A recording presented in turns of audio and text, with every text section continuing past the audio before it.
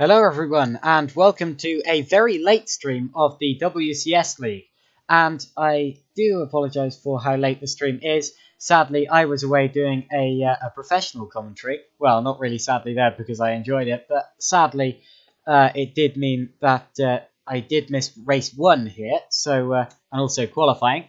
So I'm going to have to update you on that and still bring you the stream for race 2, but unfortunately there is going to be no stream of race 1. So pole position, I'm being informed after race 1, because I only saw half of race 1, was taken by Laurent Keersmakers, who was chasing down Matthew Williams at the end of race at the end of the race for the win, but in the end Williams hung on to it, so it was Williams who took the win ahead of Keersmakers, and third was Stefan Ruhl. In terms of the championship going into this round, Ruhl was leading the championship. Now, I don't know how that was affected by this round. Second place in the championship was Danny van der Neert. I believe he finished about fourth, although I'm not entirely sure. I didn't entirely see all of the positions. And third in the championship was Jonathan Holmes, who again didn't make it. So we don't have a third place in the championship. Fourth in the championship going into this round was Matthew Williams. He looks as if he might well take third in the championship today, despite the fact Williams missed the first 2 rounds, which means that at the end of this, he would have done the same number of races as Williams, as Holmes rather. So Williams would have done the same number of races as Holmes, and I think that he would be ahead in the championship as well. But we'll have to see. It's a big shame to see that Holmes has not made it into these past couple of events. But unfortunately, we do only have a grid size of 14 here today, so a pretty disappointing grid size compared to our previous grids. But oh well, I'm sure we're still going to get some good racing from the Festival of Speed, the Autodromo Internazionale Monza. We're riding on board with Danny van der Neert now. We just have a 6-minute break now, 6-minute warm-up session before the start of the second race, which has a reverse grid. So the top 10 from race 1 will be reversed to make up the grid for race 2, and that means that Tristan Potters will be starting on pole position here. I'm not sure of the rest of the grid. I'll have to update you on that when I can see it, but I do know that means that Tristan Potters will be taking the lead here. Susial is telling me that I should have the race view overlay. Yeah, well, that's certainly something that I've been talking about getting for these streams, but nothing's really come of that yet. Hopefully, that's something that can happen in the future. Although it wouldn't have actually been possible for this stream, no matter what the case, because of course I've started this stream so late due to the other commentary. We're now riding on board with our championship leader, Stefan Ruhl, as he went through the second of the 2 Lesmos. There are only 11 corners on this circuit. In fact, it's a very, very high-speed a high-speed track rather. It's basically just an oval separated by a load of chicanes. So if you look at the track map, you can already tell it's an extremely fast circuit, a lot of straights, and as a result there's a lot of slipstreaming that goes into this as well, and that means that the cars are set up to be as well, basically as fast as they can possibly be in a straight line, and then the drivers really have to hang on for dear life through the corners. It's an interesting track for setup, and it's especially an interesting track for the drivers, especially those who can be later on the brakes. It's all about being late on the brakes here. You gain a lot of time on your opponents if you can be. And as we head into race 2, of course we missed race 1, so we'll be able to properly see who is good with that. Of course, race 1 was won by Matthew Williams by about 2 seconds over second place Laurent Keersmakers, who took pole. But I'm sure that Keersmakers has a lot to prove, because the way he was catching Williams towards the end tells me that he may have dropped behind due to some sort of mistake and was just catching back up again. And that might mean that now that he starts ahead of Williams for race 2, he has a clear run to the front. Of course, it's not going to be clear because he has 12 cars ahead of him. Everyone finished race 1. All 14 drivers finished race 1. It was a very clean race, despite the fact towards the end there were a few front wings missing. I remember that our new driver, Lorenzo de Tutis, crossed the line without a front wing at the end of the race, running in 8th position, meaning he will start 3rd for this race 2, of course with a rear wing, because you get a completely new car between the races. So Lorenzo de Tutis, our only new driver on the grid. We've got a couple of old faces here as well, drivers who have been around for a while. And this driver we're riding on board with now is our current championship leader, Stefan Roll, one of the quickest drivers we know at the WCS League. Of course, a GPVW Super League driver as well. And an exciting prospect for the future of sim racing. Very good in a single-seater. I've never actually seen him driving anything else but a single-seater. And you can tell when you're riding on board with him that he knows exactly what he's doing. That's the Variante del Roggio, I believe, that chicane. And he's backing off, so Roll goes back to the pits. How much time have we got left in this warm-up session? About 2 minutes. Of course, this session, not like qualifying, it doesn't affect the grid order. This is just a driver's opportunity to get a last bit of practice in and get the car set up sorted. You know, just feel how the car is going to feel at the start of the race. And if you can find another driver on the track in this time as well, you can have a bit of racing practice side by side. Whenever I'm going to do a race, I like to find my teammate on track and have a good scrap with him in the practice server beforehand. But anyway, well, Jacob Pegg's backing off. I believe he's going back to the pits. He is indeed. Oh no, he's doing a practice start. He's found the practice grid box. Now watch this. Bit of wheel spin that gets it going. Not the best of starts, but it'll do. Now he's pulling off, and I believe he's going back to the pits properly this time. He does. Who's still on track now? Jarrett Janet. Now there's been a little bit of team moving. Matthew Williams has just won that race for Just for Fun. Of course, before I believe he was driving for Enterprise. But this week, driving for Just for Fun and winning that race. And I believe that was Just for Fun's first win in the WCS League. Just for Fun, of course, struggling a bit in the opening few races of the championship. They were only 13th in the championship with Dan and Roland Hurt. But now that Williams has got that win for them, I'm sure they're going to be jumping up the order. And they would have very much liked that. Currently, 3 wins this year have gone to Stefan Roll. He's our most winning driver of the series so far. In fact, that win we just saw from Matthew Williams was his first win of the series.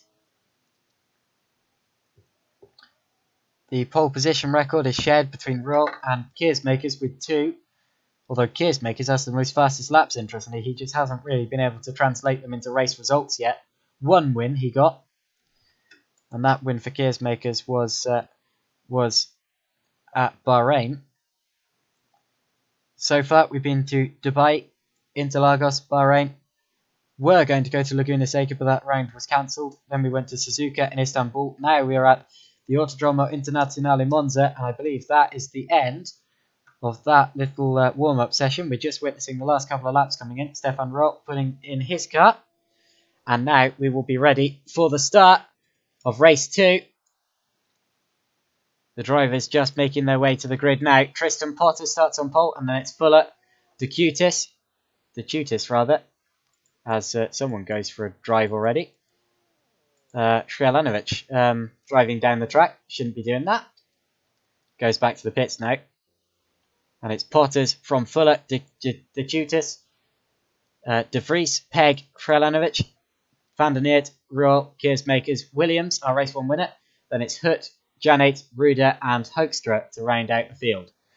14 drivers lining up on the grid. Hopefully everyone makes it out in time. And then we can get this race 2 underway. And we will be able to start the second race. Missed the first race, of course, but at least we still get some racing to follow today. And now away we head on the formation lap. Go now, there we go. And Tristan Potters is going to lead us round in his bright green car. What team's that? Force Cyrek. The other Force Cyrek driver being the Estonian Jarek Jani. Very, very popular driver in Estonia. We often get a Jarek Jani fan base in the YouTube chat, but I don't think we're going to get one, seeing as we didn't start the stream early enough today. But we'll see. There's Tristan Potters going around Curva Grande on this formation lap, followed by Mark Fuller and Lorenzo De Tutis, the two ST racing cars there. Gerrit de Vries, Jacob Pegg. They're all just weaving about, trying to get some heat in these highly sensitive single-seater tyres. Antonio Hrjalanovic in 6th position, followed by Danny van der Neert and Stefan Ruhl, the two drivers fighting over the lead of the championship here. Laurent Keersmakers, Matthew Williams, Dan Hutt, Jarek Jani, Fabian Rude and Rian Hoekstra. There you see all 14 of them getting some heat in those tyres. And over the gravel, in fact, goes Jacob Pegg, but only just dips 2 wheels in the gravel. Now he'll need to shake all that dirt off of his tyres. That won't help him. The most embarrassing thing is when you make a mistake on the formation lap. I know better than anyone there. Fabian Rude will tell you that I once reversed straight into him on the start grid before the race had even started, and indeed I did. And Fabian now is going to be lining up in 13th place for this race. Let's ride on board with Tristan Potters as we just go around this final corner of the lap. The next corner being the final one. That is the Curva Parabolica. Very, very fast corner. If you get a good run out of there, then you're in a prime position for an overtake going down into the first chicane. Has a bit of a twitch there. He was trying to get the tyres warmed up. That was a bit of a hairy one. And now he's just going down towards his grid slot at the front of this order.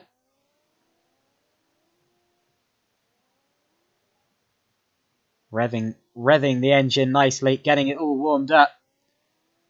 Now, the grid slot is on the left-hand side of the grid. He is going to line it up now. How nicely does he line it? Pretty good, pretty good. Our final driver to get into position is going to be Rian Hoekstra at the back. As we get ready for the start of race 2. Bit of bell beeping. I didn't really know these cars, or horn beeping. I didn't really know these cars had horns. Anyway, here come the lights. When they go out, we will be underway. And it's go! Away we go here. Tristan Potters at the front of the order. Mark Fuller's going to try to keep his nose in, and look at 5th place rather, coming through on the inside. It's Gerrit de Vries, who's jumped pretty much the entire pack. What a start from Gerrit. And if he can take the lead here, that'd be amazing. No, Tristan Potters halted on just about, but that was very, very close. And Tristan Potters takes the lead. Are we all through safely? Yes, we are.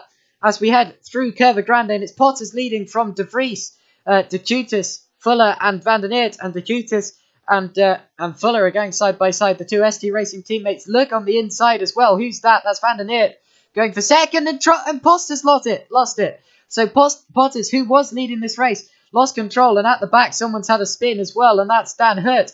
But that means that Lorenzo De Tutis, our new driver, now leads this race from Danny van der Neert, Gerrit de Vries, Mark Fuller, Jacob Pegg. Pegg goes wide, he's in the gravel. I saw that happening. He returns to the road, still in 5th place, but he's going to lose out to Stefan Ruhl. So on the first lap, Stefan Ruhl already up into 5th position. He's made up 3 places there. And that's a good start for our championship leader. As Jacob Pegg now drops to 8th, but he's lost it again. And he's cut the corner and passed he's past Keersmakers in that way, but I need to give it back. There's a lot of lag going on now. And what you're seeing there was not an accurate representation of what was going on. That's a huge crash in the background. Ruder and Hoekstra get caught together, and that's terrible to see. Oh, they've got... Now, what I think happened there, I think that lag spike was experienced by all of the drivers as well. And I reckon that as everything sorted itself out, as all of the physics sorted itself out, Hoekstra and Ruder found themselves inside of each other, and physics got angry and they got spattered all over the place. Now, that is horrible to see because that is neither of their faults. Absolutely. And they just got rammed against the barrier, and hopefully no one else got caught out. They're still against the barrier now. And looking through the order, that's shaking a few things up, and our leader is off. De Tutis. So we've already had several swaps of lead caused by people going off. De Tutis was leading. Now it's Danny van der Neert. Now, what was all of that about? I'll go back to the start of the race and see if I can piece together what happened. So, well, let's have a look initially at that start from Kjerk de Vries. It was an incredible start as he came from fourth on the grid. Look at this. So he got it going. Brilliant launch. He's going to go to the inside of both of Fuller and Potters, and he had the lead. It's just that Potters outbraked him and kept the lead. Now, if I fast forward, what happened to Potters? Because he lost it quite early. It was down here. Oh, he just kind of locked up the rear axle and went around. And now De Tutis led at this point, but you can see there De Tutis has had an off. Now, how's that happened? And was he leading at the time? No, he'd just been passed by van der Neert. So here's the move. Van der Neert goes for the lead, and there he goes.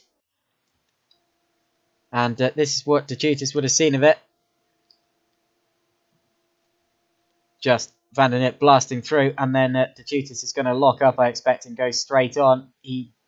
No, looks like it was the next lap when that happened. Oh, no, wow, he had a spin. So, well, of course, it wouldn't have been the next lap, but he got it over the curb and spun the car around. I wasn't expecting to see that. It was just that the car kind of got a bit tipped around. Now, what did De Tutis himself see when he took the lead of the race here?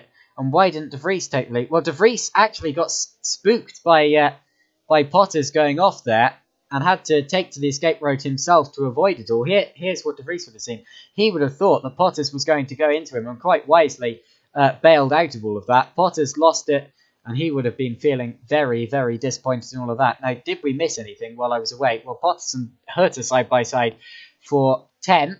Hurt tries to outbrake him. Whoa, big lockup. They both go over the curb, and I'm sure that Hurt is going to have to give that back. Oh, he goes over the Sotris curb again and very nearly loses it, but somehow they all survive. Hoekstra and Ruder are out after their incident, and now it's van der Neert first, followed by Ruel second. Now, when did Ruel get second?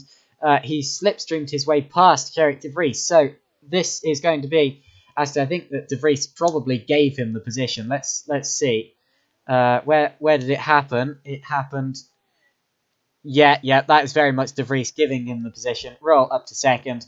Simple as. And now it's van der Neert leading from Ruel de Vries. Now he's close. There's Kralanovic ahead of Keersmakers and Williams. Keersmakers and Williams are close for 5th position. These two were fighting over the lead last time, so if Williams can slipstream his way back past Laurent Keersmakers, then they'll finish in the same order as they did in race 1. But Williams still stuck behind him for now,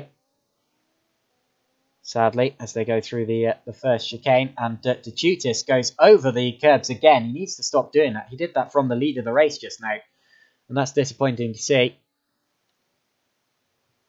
But anyway, Keersmakers now right behind Trelanovic. These two are close, and Williams is there to pounce if anything is to go awry between the two cars ahead of him.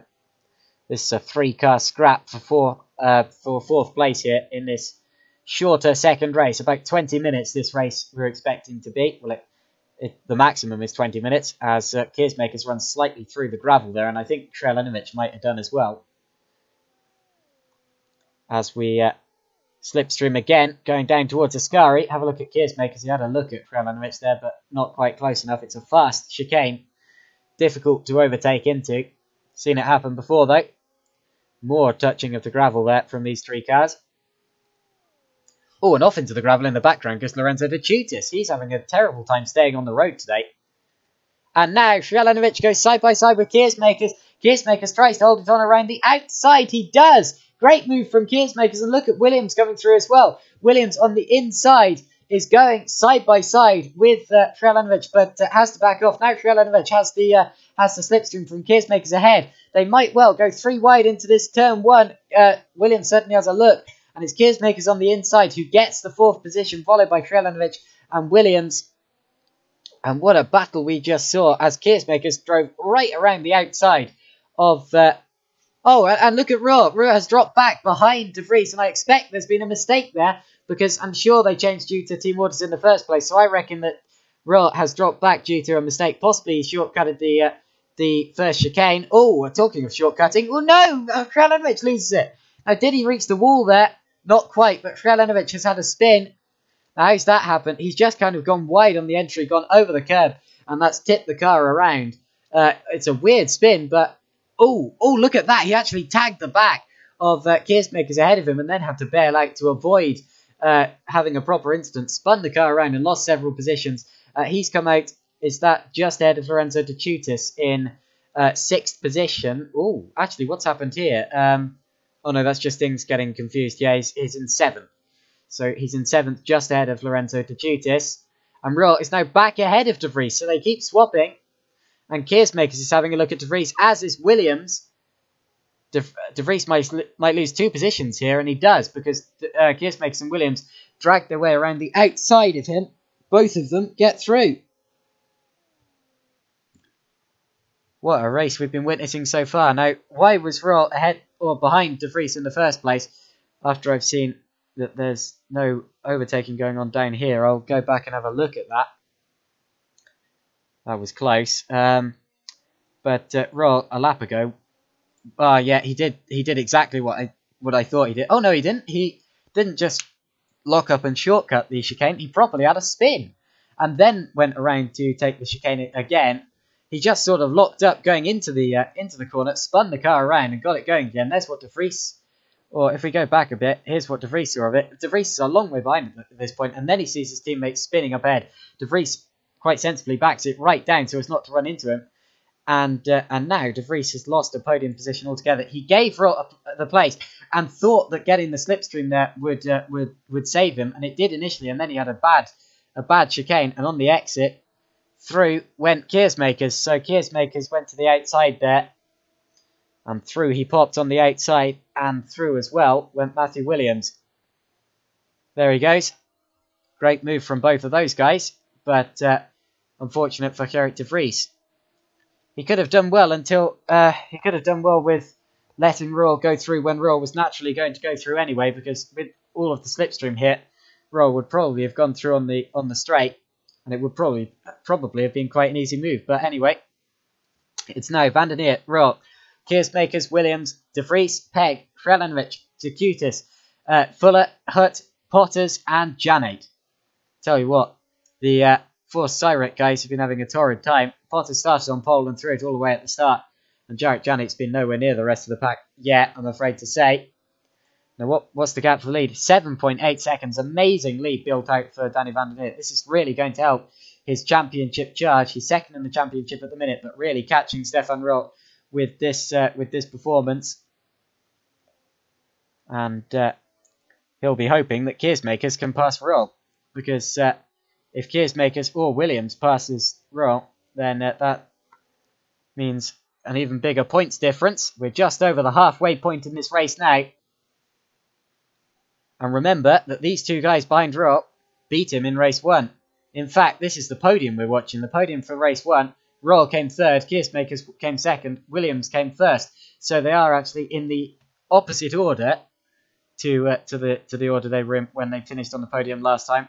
But they're together on track again, although behind Danny Van der Neer, who I think came 4th.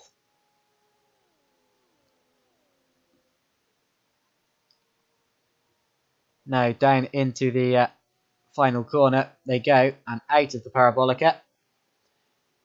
And I'm pretty sure that Keersmakers pulled in the gap on that lap. It's close. As we head down towards turn 1, it's a long straight, a lot of slipstreaming opportunity, but Keersmakers nowhere near close enough. Now, what was the gap as they crossed the start-finish line? It was about half a second there. very close for second, and Williams right behind them as well.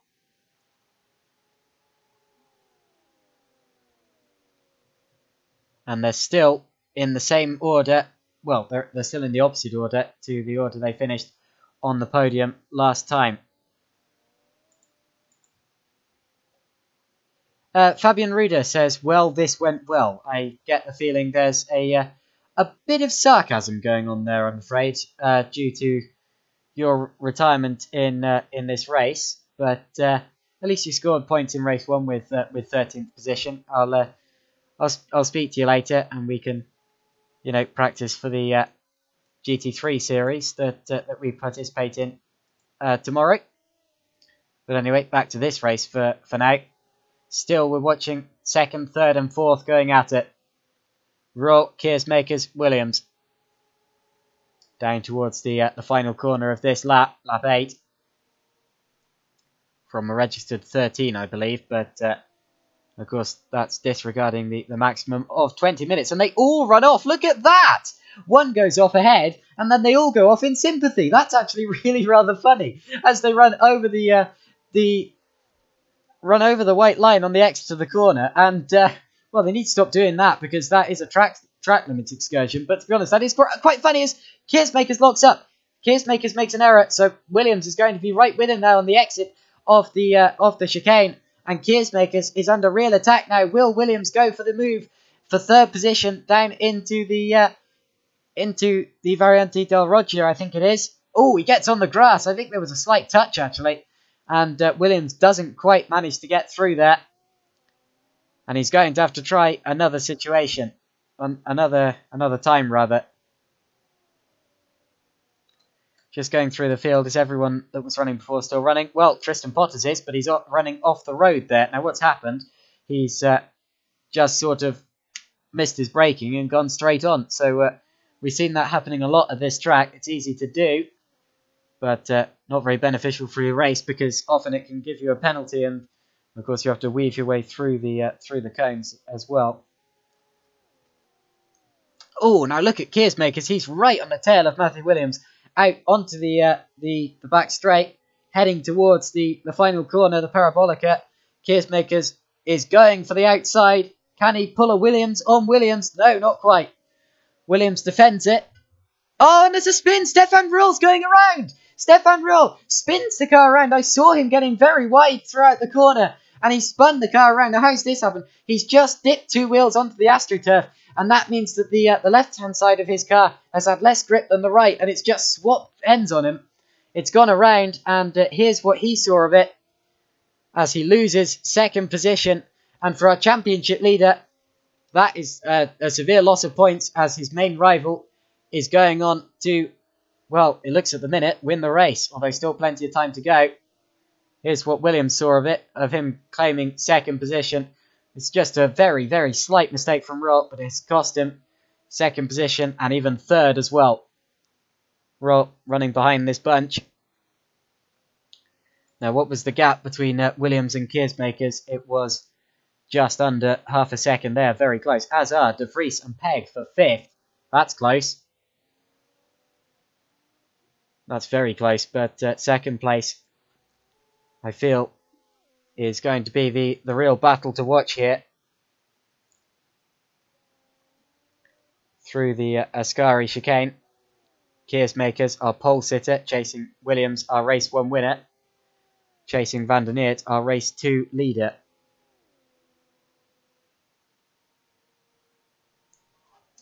Just a quick check to see if everyone's still running. They are, and Jarrett Janet is about to be put a lap down. Hopefully he doesn't hold up our leader, Danny Van der Neert. As Keersmakers slipstreams Williams down the start-finish straight, but it doesn't look as if he's going to get close enough for any sort of attack going down into the first chicane. He doesn't, but he's still just 0.8 of a second behind. And still, a lot can change. Pegg just passes De Vries as well, so that's a move that's changed. And Pegg is up into 5th position in this race so far. That's a good running position for him so far. Now back to the battle between the two WCS GP guys. They're close on track.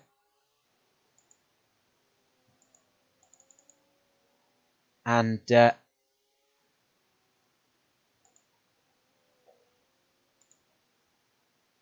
well, still chasing down Van der Neert, but it doesn't look as if that gap's actually coming down. That's been very steady at about 8 seconds for a little while now. How's Stefan Roll doing? He'll be on worn tyres. His wheel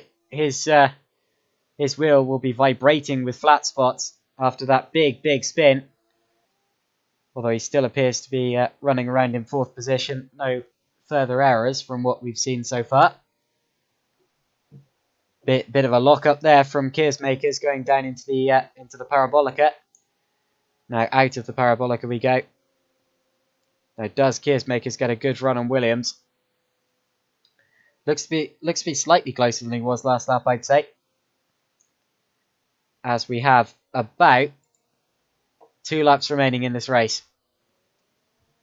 This and one more, so we're on the penultimate lap now. And what's the gap? It's just about half a second there. Very close for 2nd position. There we see Jarek Janet. He's just been lapped by our leader, Danny Van der Neert. Our first proper lappery of this race so far, but still running okay.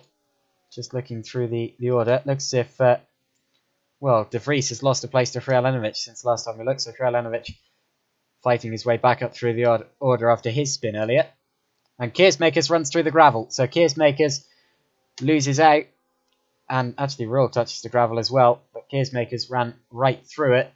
And that's lost him a lot of time now to Matthew Williams ahead of him. And that might be that battle over for now. But still can't give up, because if Matthew Williams makes one little error or gets held up by traffic, then this could still change. Jarek Janet getting nicely out of the way though. Through the final corner, Janet locks up. And out of the final corner, Keersmakers sees his 2nd place going away from him. We're heading on to the final lap of the race now. The gap for the lead came down by a second. It's now 7.2, but it's not coming down anywhere near quick enough for Matthew Williams to get on terms with Danny Van der Neert here. And it looks as if that order is going to be final in this race. We're close between De Chutis and Fuller at SD Racing. Fuller locks up, and Dan Hurt is right behind them as well. I'm going to keep in this screen briefly, but Hurt is going to the inside of Fuller now as we head down the start-finish straight. In fact, the 2 ST Racing guys are going side by side, and De Chutis is getting swamped. So De Chutis gets swamped, and Hurt tries to keep it to the inside. There's a big locker. Oh, he rolls! Hurt is upside down, bounces the car, and through go Fuller and De Chutis in that order. But now we must watch Danny Van der Neert as he comes down into the final sector. I'll look back at that instant after the race. That was an interesting one. It looked as if Hurt just clipped the curb. He's got going again ahead of Tristan Potters, but that was a very, very dangerous one. Van der Neert just has 1 corner to go in this race now. The Italian WCS League round, race 2, and he's going to gain a lot of points on his rival Stefan Ruhl today. I believe he only finished 1 position behind him in race 1, and now Van der Neert is rounding the final corner to score many more points than his rival in race 2 here, and a race win. There he goes. Van der Neert wins it. Danny Van der Neert is our race 2 winner. Matthew Williams is going across the line in 2nd place. 3rd is going to be Lauren Keersmakers. 4th is going to be Stefan Ruhl. To be honest, our top point scorer today was probably Matthew Williams. Yeah, it was. So he was the real winner today. Jacob Pegg, 5th place. 6th is Antonio Kralenovic. Jarek De Vries is 7th. There he goes. 8th is going to be Lorenzo De Chutis in his first WCS League appearance. First one I know of, anyway. Across the line he goes. Actually off the road there. 9th place was Mark Fuller. 10th is going to be Dan Hurt. 11th, our pole sitter Tristan Potters, who's had a pretty dismal race since then. 12th already has been Jarek Janet. He was a lap down and Potters loses it. He's in the wall. Now, can he bring the car to the finish for some points? It looks as if he's going to try. But that was a big hit into the wall there from Tristan Potters. He's got it going again, and he is It looks as if he's going to finish. Now, how bad's the damage? Looks to be pretty much non-existent, but we'll see what it's like under braking. Oh, he's giving it absolutely no chances. Look at that. Lifts off super early. He doesn't want to risk anything if the car is damaged. He's still got his rear wing. And Tristan Potters crosses the line, weaves it over the line. He maybe that's in frustration.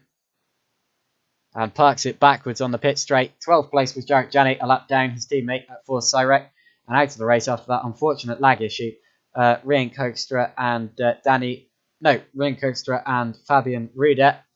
But anyway, that was that race. So before everything changed, so I'm just going to go back quickly and have a look at that last lap incident with Dan Hurter. He's had another one. Has he? No, that's after the race. So what happened down into turn 1? Well, here's what happened down into turn 1. He got up the inside of the two SD Racing cars, just clipped the curb and rolled it over, bounced the car out. Very nearly collected Lorenzo De Giutis again, but didn't quite.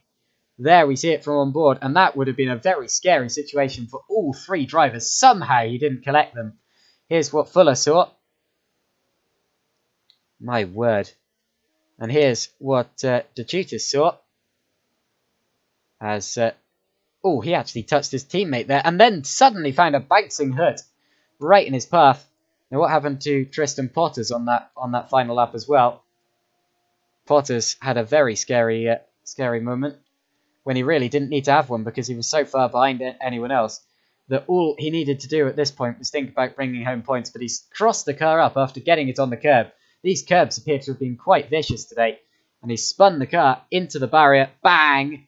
Lifts it up in the air, and that is that.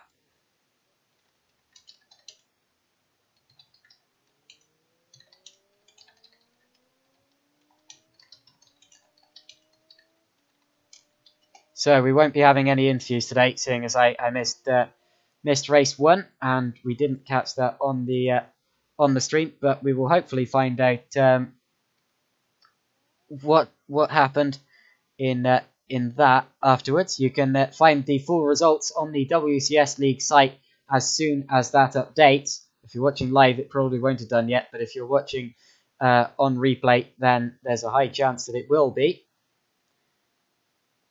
And I'm pretty sure that Roel has maintained his championship lead, but has had it diminished there to Danny van der Neert.